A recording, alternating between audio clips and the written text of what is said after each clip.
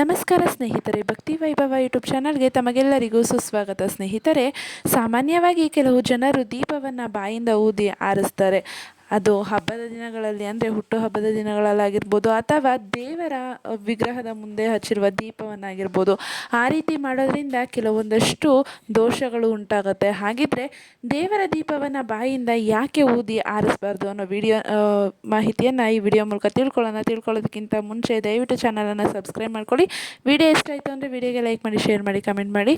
ಹಾಗೆ ಕಮೆಂಟ್ ಬಾಕ್ಸ್ನಲ್ಲಿ ನಿಮಗೆ ಇಷ್ಟವಾಗಿರುವಂತಹ ದೇವರ ಹೆಸರನ್ನು ಕಮೆಂಟ್ ಮಾಡಿ. ಸ್ನೇಹಿತರೆ, ಸಾಮಾನ್ಯವಾಗಿ ದೇವರ ಪೂಜೆಯನ್ನು ಮಾಡುವಾಗ ಕಡ್ಡಾಯವಾಗಿ ದೀಪವನ್ನು ಬೆಳಗುವ ಸಂಪ್ರದಾಯವಿದೆ. ಆದರೆ ನಾವೇ ಸ್ವತಃ ದೇವರ ದೀಪವನ್ನು ಆರಿಸುವುದು ಶುಭವಲ್ಲವೆಂದು ಹೇಳಲಾಗುತ್ತದೆ.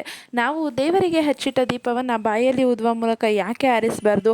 ಆರಿಸಿದ್ರೆ ಏನಾಗುತ್ತೆ ಅನ್ನೋದನ್ನು ನೋಡೋದಾದರೆ, ಮನೆಯಲ್ಲಿ ದೀಪ ಹಚ್ಚುವುದನ್ನು ಅತ್ಯಂತ ಮಂಗಳಕರವೆಂದು ಪರಿಗಣಿಸಲಾಗಿದೆ. ಧಾರ್ಮಿಕ ಗ್ರಂಥಗಳಲ್ಲೂ ಪ್ರತಿದಿನ ಮನೆಯಲ್ಲಿ ದೀಪ ಹಚ್ಚುವುದರ ಪ್ರಯೋಜನವನ್ನು ಉಲ್ಲೇಖಿಸಲಾಗಿದೆ. ದೀಪ ಹಚ್ಚೋದ್ರಿಂದ ಮನೆಯಲ್ಲಿ ಸಕಾರಾತ್ಮಕ ಶಕ್ತಿ ನೆಲೆಸುತ್ತದೆ ಎಂದು ಹಿಂದೂ ಧಾರ್ಮಿಕ ಗ್ರಂಥಗಳಲ್ಲಿ ಹೇಳಲಾಗಿದೆ. ಮನೆ ಮತ್ತು ಕುಟುಂಬದಲ್ಲಿ ಯಾವುದೇ ಸಮಸ್ಯೆಗಳಿದ್ದರೂ ಪರಿಹಾರವಾಗುವುದು. ಭವಿಷ್ಯ ಪುರಾಣದಲ್ಲಿ ಮನೆಯಲ್ಲಿ ದೀಪ ಉರಿಯುತ್ತಿದ್ದರೆ ಅದನ್ನು ಎಂದಿಗೂ ಮಧ್ಯದಲ್ಲಿ ಆರಿಸಬಾರದು ಎಂದು ಹೇಳಲಾಗುತ್ತದೆ. ದೀಪ ತಾನಾಗಿಯೇ ಆರುವುದಕ್ಕೆ ಬಿಡಬೇಕು. ಭವಿಷ್ಯ ಪುರಾಣದಲ್ಲಿ ದೀಪ ಉರಿಯುತ್ತಿರುವಾಗ ಮಧ್ಯೆ ಏಕೆ ದೀಪವನ್ನು ಆರಿಸಬಾರ್ದು ಅಂತ ಕೂಡ ತಿಳಿಸ್ಕೊಟ್ಟಿದ್ದಾರೆ. ಹಾಗೆ ಬಂದು ನೀವು ದೀಪವನ್ನು ಹಚ್ಚಿಟ್ಟು ದೇವರಲ್ಲಿ ಪ್ರಾರ್ಥನೆ ಮಾಡಿಕೊಂಡ್ರೆ ನಿಮ್ಮ ಪ್ರಾರ್ಥನೆಗಳೆಲ್ಲವೂ ಈಡೇರುತ್ತೆ ಅಂತಲೇ ತಿಳಿಸ್ತಾ ಇದ್ದಾರೆ. ಹಾಗೆ ನೀವೇನಾದರೂ ದೀಪವನ್ನು ಆರಿಸಿದ್ದೇ ಆಗಿದ್ದಲ್ಲಿ ಕೆಲವೊಂದು ದೋಷಪೂರಿತ ಸಮಸ್ಯೆಗಳು ಉಂಟಾಗುತ್ತೆ ಅಂತ ಕೂಡ ತಿಳಿಸ್ತಾ ಇದ್ದಾರೆ. ಹಾಗೆ ಬಂದು ನೀವು ಯುಧಿಷ್ಠಿರನಿಗೆ ಕೃಷ್ಣನಿಂದ ದೀಪದ ಮಹತ್ವವನ್ನು ಕೂಡ ಹೇಳಿದ್ದಾರೆ. ಅಂದರೆ ಭವಿಷ್ಯ ಪುರಾಣದಲ್ಲಿ ಶ್ರೀಕೃಷ್ಣನು ಯುಧಿಷ್ಠಿರನಿಗೆ ದೀಪದಾನ ಮಾಡುವುದರ ಪ್ರಯೋಜನ ಮತ್ತು ಮಹತ್ವದ ಕುರಿತು ಹೇಳಿದ್ದಾನೆ ಎಂದು ಹೇಳಲಾಗಿದೆ. ಶ್ರೀಕೃಷ್ಣ ಯುಧಿಷ್ಠಿರನಿಗೆ ನಾವು ದೀಪವನ್ನು ದಾನ ಹೇಗೆ ಮಾಡಬೇಕು ಎಂಬುದನ್ನು ಕೂಡ ತಿಳಿಸಿದ್ದಾರೆ. ದೀಪಗಳು ಸ್ವತಃ ಆರುವುದಕ್ಕೂ ಮುನ್ನವೇ ನಂದಿಸುವುದು, ದೀಪಗಳನ್ನು ತೆಗೆಯುವುದು ಮತ್ತು ಕದಿಯುವುದು ತಪ್ಪೆಂದು ಹೇಳಿದ್ದಾನೆ. ಉರಿಯುತ್ತಿರುವ ದೀಪವನ್ನು ಎಂದಿಗೂ ಮಧ್ಯದಲ್ಲಿ ಆರಿಸಬಾರದು ಅಂತ ಕೂಡ ಹೇಳಿದ್ದಾರೆ. ಹಾಗೆ ಬಂದು ಶ್ರೀಕೃಷ್ಣ ಪರಮಾತ್ಮನು ಭವಿಷ್ಯದ ಪುರಾಣದ ಪ್ರಕಾರ ದೀಪವನ್ನು ನಂದಿಸುವುದು ತುಂಬ ನಿದ್ರೆಗೆ ಜಾರುವ ಕ್ರಿಯೆ ಎಂದು ಶ್ರೀಕೃಷ್ಣ ಹೇಳಿದ್ದಾನೆ. ದೀಪ ಆರಿಸುವವನು ಒಂದು ಕಣ್ಣನ್ನು ಹೊಂದಿರುವವನಾಗುತ್ತಾನೆ ಮತ್ತು ದೀಪವನ್ನು ಕದಿಯುವವನು ಕುರುಡನಾಗುತ್ತಾನೆ ಎಂದು ಶ್ರೀಕೃಷ್ಣ ಪರಮಾತ್ಮನು ಹೇಳಿದ್ದಾನೆ.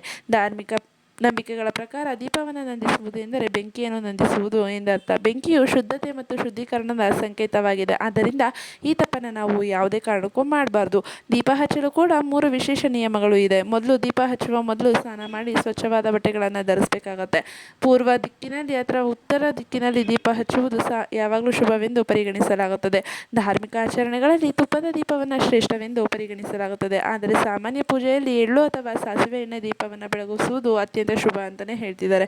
ದೀಪವನ್ನು ಮುಂಜಾನೆ ಬ್ರಹ್ಮ ಮುಹೂರ್ತದಲ್ಲಿ ಮತ್ತು ಸಂಜೆ ಸಮಯದಲ್ಲಿ ಹಚ್ಚುವುದು ಶುಭ. ದೀಪವನ್ನು ಬೆಳಗಿದ ನಂತರ ತಪ್ಪಿಯೂ ಆ ದೀಪವನ್ನು ಮಧ್ಯಕ್ಕೆ ನಂದಿಸಬಾರ್ದು ಅಂತ ಕೂಡ ಹೇಳ್ತಿದ್ದಾರೆ.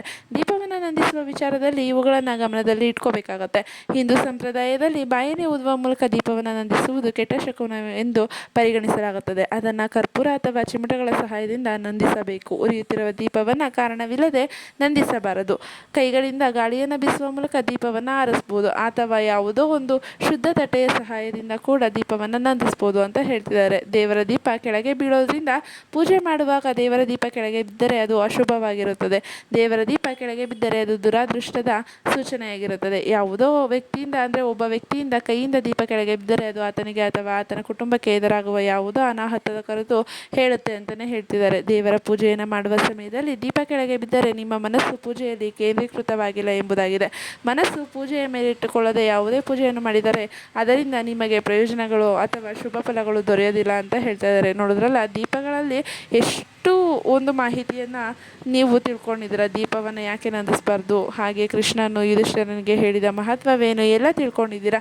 ಸ್ನೇಹಿತರೆ, ಈ ಒಂದು ಮಾಹಿತಿ ನಿಮಗೆ ಇಷ್ಟ ಆಗಿದೆ ಅಂತ ಅನ್ಕೊತೀನಿ. ಇಷ್ಟ ಆಗಿದ್ದರೆ ವಿಡಿಯೋಗೆ ಲೈಕ್ ಮಾಡಿ, ಶೇರ್ ಮಾಡಿ, ಕಮೆಂಟ್ ಮಾಡಿ. ಹಾಗೆ ದಯವಿಟ್ಟು ಚಾನಲನ್ನು ಸಬ್ಸ್ಕ್ರೈಬ್ ಮಾಡ್ಕೊಳ್ಳಿ. ವಿಡಿಯೋ ವೀಕ್ಷಿಸಿದ್ದಕ್ಕಾಗಿ ಧನ್ಯವಾದಗಳು.